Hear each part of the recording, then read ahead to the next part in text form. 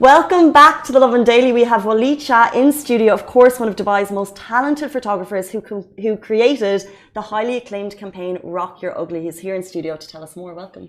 How are you doing, Casey? Very well, thank you. How are you? Life is good. Thanks for having me. Not at all. We've had you before, and we have you here again to talk about Rock Your Ugly. Made headlines, and I want to give people a quick recap because basically Rock Your Ugly is a middle finger to toxic beauty standards and a reclamation of power through one simple truth: we all have things we don't like about ourselves. An incredible message.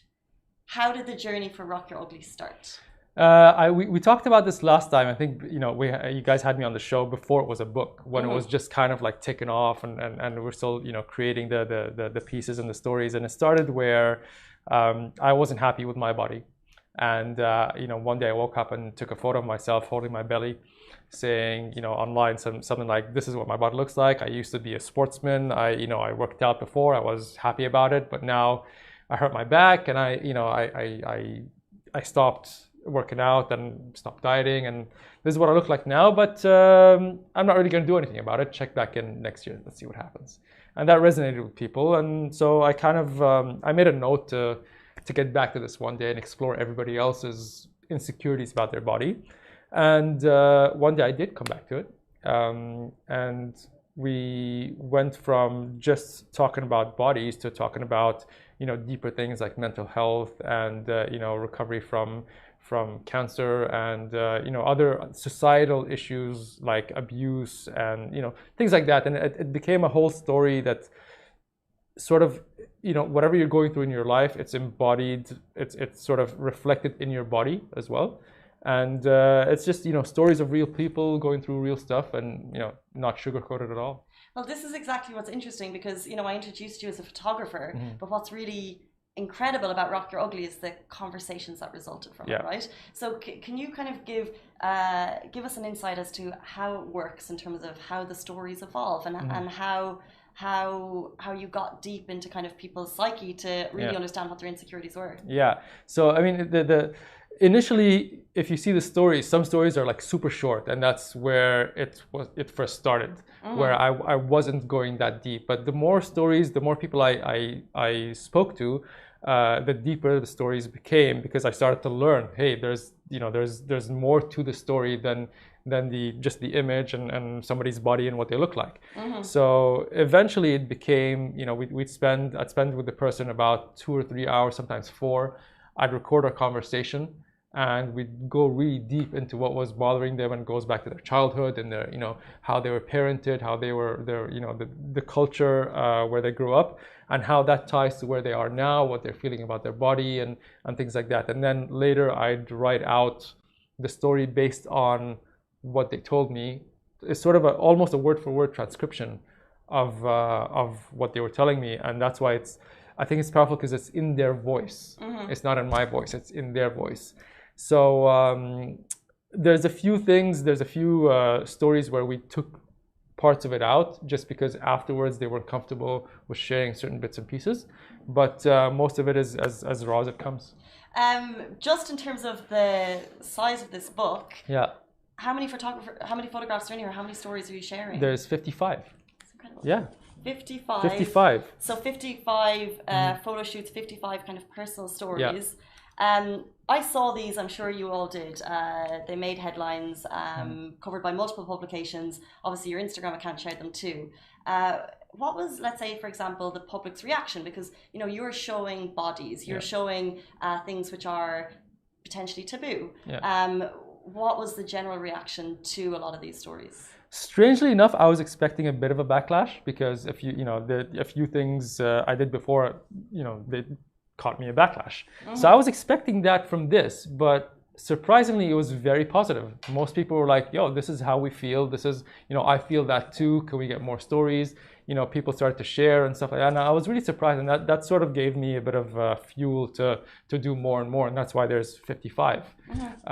So I'm grateful for that, and I'm pleasantly surprised that there wasn't a backlash. Well, it's so interesting because if you really think about Rock Your Ugly, and when we all kind of try and go a little bit deeper as to what that means, I think that's why it's so thought-provoking and so interesting.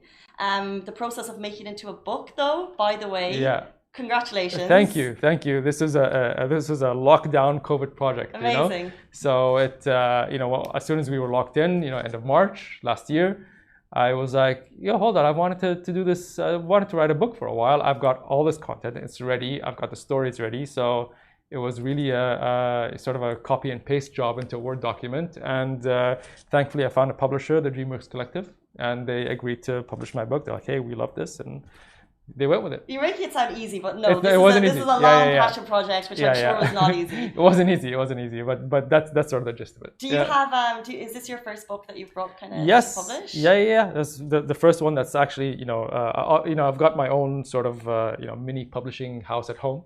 I print and just for me, but this is the first one that's actually in stores, and there's a proper publisher, and you can go walk into a store and buy it, which is a very proud moment for me. Amazing. Yeah. Congratulations. Thank you.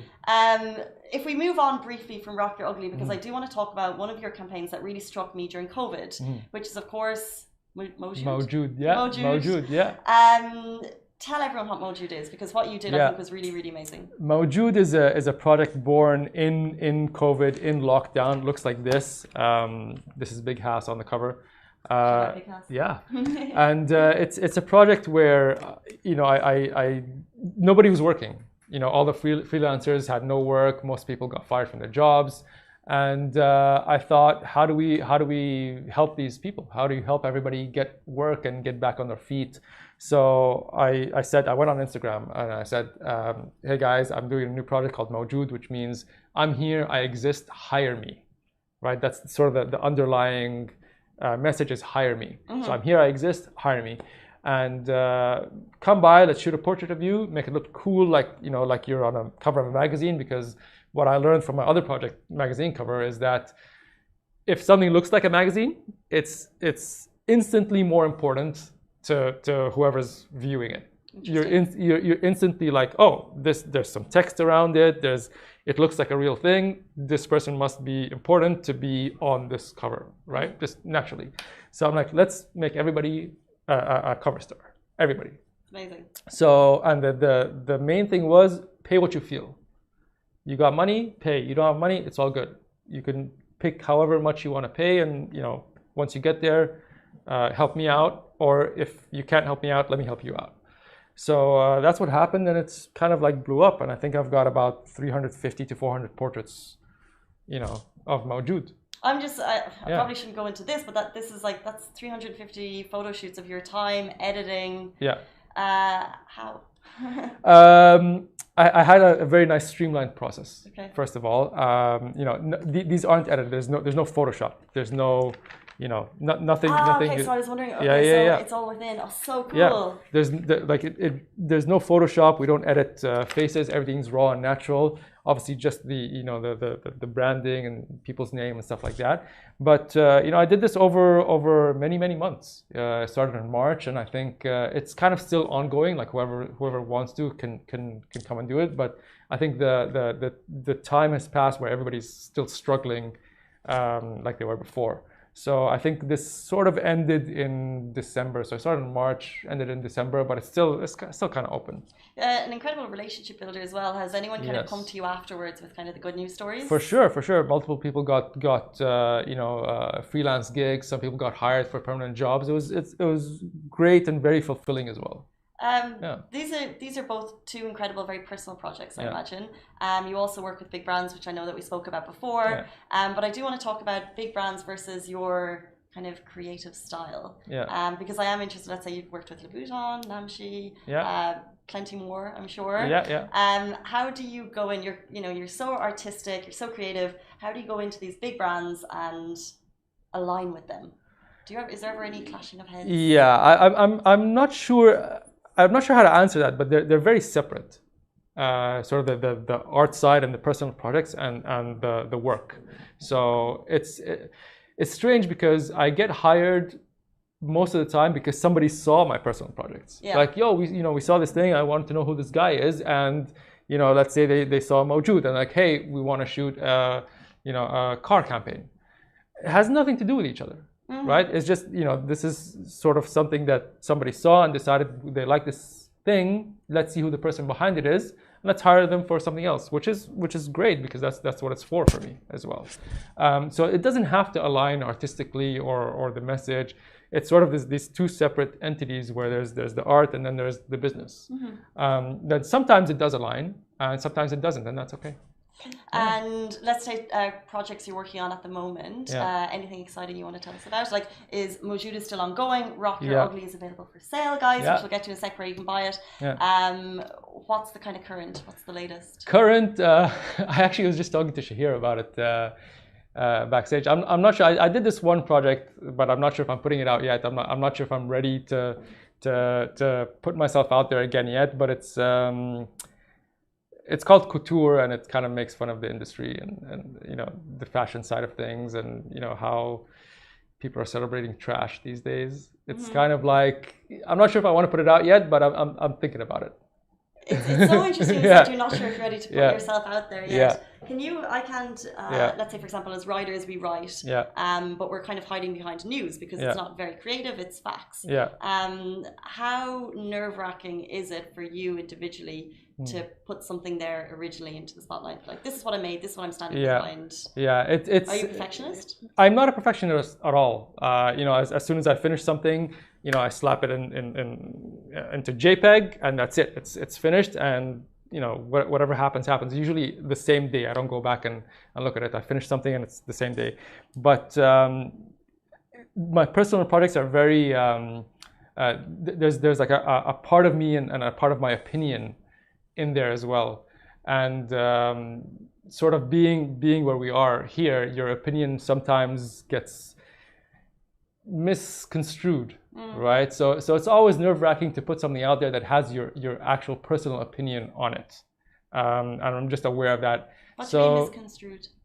So misunderstood, and you know, sometimes there's a backlash around it, and so there needs to be a time where I'm ready to receive that backlash. So I'm not in that place yet. Maybe when I am, I'll put that out there and be like, okay, this is what I think. This is my new thing, and sort of come at me. Let's go. Amazing. Well, I look forward to it, guys. Couture is no doubt going to blow us away. Tell us where people can find Rock Your Ugly. So it's worldwide. It's on Amazon.com. In the UAE, you can walk into either Virgin Megastore or Kinokuniya to buy it. And in the UK, it's in Waterstones and Amazon.co.uk. In the US, it's at Barnes & Noble. So a few stores worldwide, and you know, links are online as well. Amazing, guys. Unfiltered, our insecurities are okay. That's Rock Your Ugly. Thank you so much, Walid. Thank you, Casey. Next time, you'll come back to us. Hopefully, guys, that is it for us on the Lovin Daily. We're back with you every single weekday morning. Stay safe, wash your hands. We'll see you tomorrow. Thanks, Walid. Thank you.